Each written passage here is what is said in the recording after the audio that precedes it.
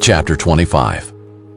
Samuel died, and all Israel assembled to mourn for him, and they buried him by his home in Ramah. David then went down to the wilderness of Paran. A man in Maon had a business in Carmel. He was a very rich man, with 3,000 sheep and 1,000 goats, and was shearing his sheep in Carmel.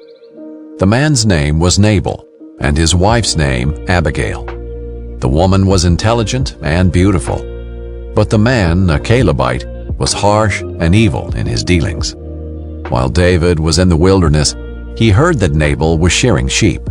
So David sent 10 young men, instructing them, "Go up to Carmel, and when you come to Nabal, greet him in my name.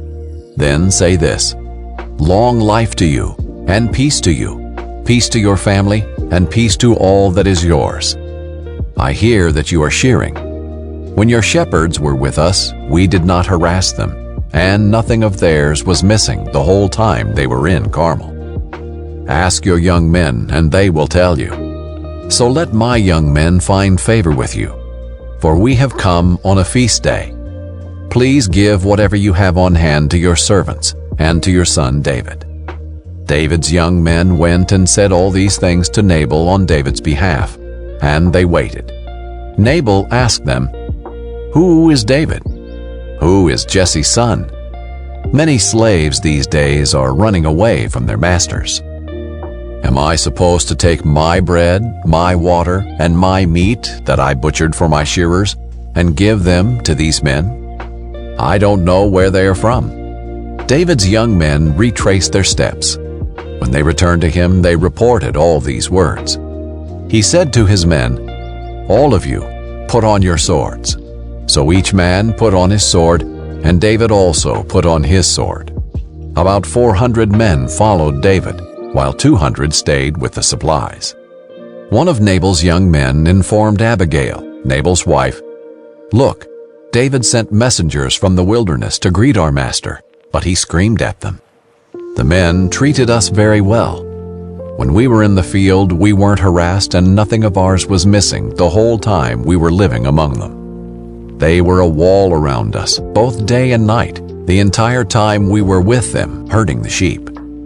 Now consider carefully what you should do, because there is certain to be trouble for our master and his entire family. He is such a worthless fool, nobody can talk to him.' Abigail hurried, taking 200 loaves of bread, 2 clay jars of wine, 5 butchered sheep, a bushel of roasted grain, 100 clusters of raisins, and 200 cakes of pressed figs, and loaded them on donkeys. Then she said to her male servants, 'Go ahead of me, I will be right behind you.' But she did not tell her husband Nabal. As she rode the donkey down a mountain pass hidden from view, she saw David and his men coming toward her and met them. David had just said, 'I guarded everything that belonged to this man in the wilderness for nothing. He was not missing anything, yet he paid me back evil for good.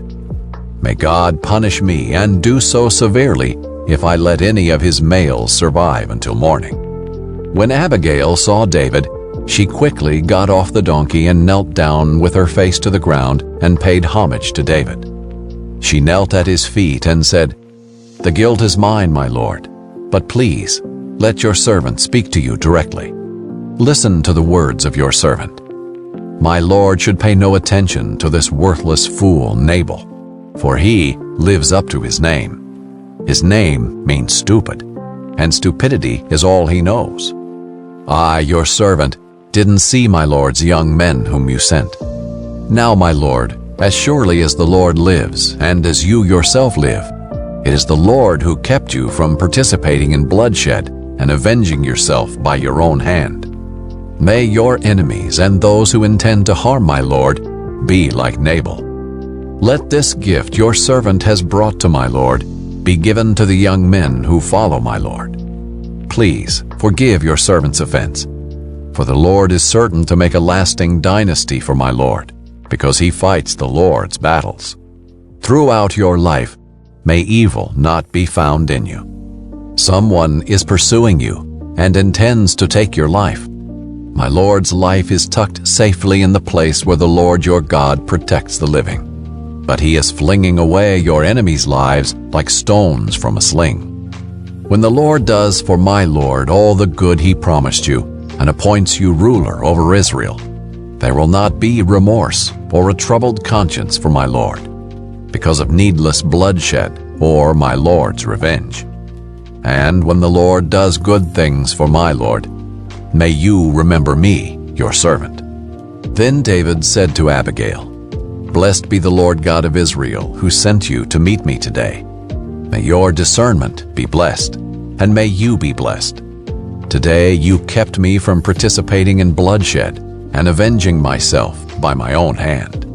Otherwise, as surely as the Lord God of Israel lives, who prevented me from harming you, if you had not come quickly to meet me, Nabal wouldn't have had any males left by morning light." Then David accepted what she had brought him and said, "Go home in peace. See, I have heard what you said and have granted your request." Then Abigail went to Nabal, and there he was in his house, holding a feast fit for a king. Nabal's heart was cheerful, and he was very drunk, so she didn't say anything to him until morning light. In the morning, when Nabal sobered up, his wife told him about these events. His heart died, and he became a stone. About 10 days later, the Lord struck Nabal dead. When David heard that Nabal was dead, he said, "Blessed be the Lord who championed my cause against Nabal's insults and restrained his servant from doing evil. The Lord brought Nabal's evil deeds back on his own head." Then David sent messengers to speak to Abigail about marrying him. When David's servants came to Abigail at Carmel, they said to her, "David sent us to bring you to him as a wife." She stood up, paid homage with her face to the ground, and said, "Here I am, your servant, a slave to wash the feet of my Lord's servants." Then Abigail got up quickly, and with her 5 female servants accompanying her, rode on the donkey following David's messengers. And so she became his wife. David also married Ahinoam of Jezreel, and the 2 of them became his wives. But Saul gave his daughter Michal, David's wife, to Paltai son of Laish, who was from Galim. Chapter 26.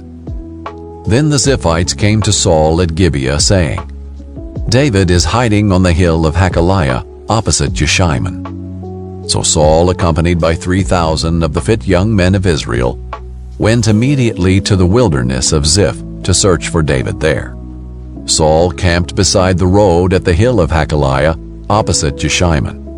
David was living in the wilderness and discovered Saul had come there after him. So David sent out spies and knew for certain that Saul had come. Immediately David went to the place where Saul had camped. He saw the place where Saul and Abner son of Ner, the commander of his army, were lying down. Saul was lying inside the inner circle of the camp, with the troops camped around him. Then David asked Ahimelech the Hethite and Joab's brother Abishai, son of Zeruiah, "Who will go with me into the camp to Saul?" "I'll go with you," answered Abishai. That night David and Abishai came to the troops, and Saul was lying there asleep in the inner circle of the camp with his spear stuck in the ground by his head. Abner and the troops were lying around him. Then Abishai said to David, "Today God has delivered your enemy to you. Let me thrust the spear through him into the ground just once. I won't have to strike him twice."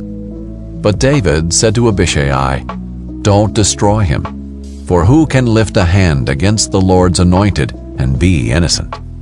David added, "As the Lord lives, the Lord will certainly strike him down. Either his day will come and he will die, or he will go into battle and perish. However, as the Lord is my witness, I will never lift my hand against the Lord's anointed. Instead, take the spear and the water jug by his head, and let's go." So David took the spear and the water jug by Saul's head, and they went their way. No one saw them, no one knew, and no one woke up. They all remained asleep, because a deep sleep from the Lord came over them. David crossed to the other side and stood on top of the mountain at a distance. There was a considerable space between them. Then David shouted to the troops and to Abner, son of Ner, "Aren't you going to answer, Abner?" "Who are you who calls to the king?" Abner asked. David called to Abner, "You're a man, aren't you? Who in Israel is your equal? So why didn't you protect your lord the king when one of the people came to destroy him? What you have done is not good. As the Lord lives, all of you deserve to die, since you didn't protect your Lord, the Lord's anointed. Now look around. Where are the king's spear and water jug that were by his head?" Saul recognized David's voice and asked, "Is that your voice, my son David?" "It is my voice, my lord and king," David said. Then he continued, "Why is my lord pursuing his servant? What have I done? What crime have I committed? Now may the Lord the king please hear the words of his servant. If it is the Lord who has incited you against me, then may he accept an offering. But if it is people, may they be cursed in the presence of the Lord. For today they have banished me from sharing in the inheritance of the Lord, saying, 'Go and worship other gods.'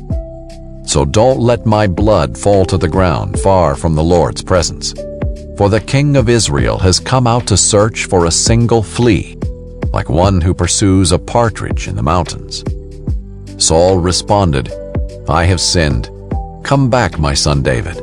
I will never harm you again, because today you considered my life precious. I have been a fool. I've committed a grave error." David answered, "Here is the king's spear. Have one of the young men come over and get it.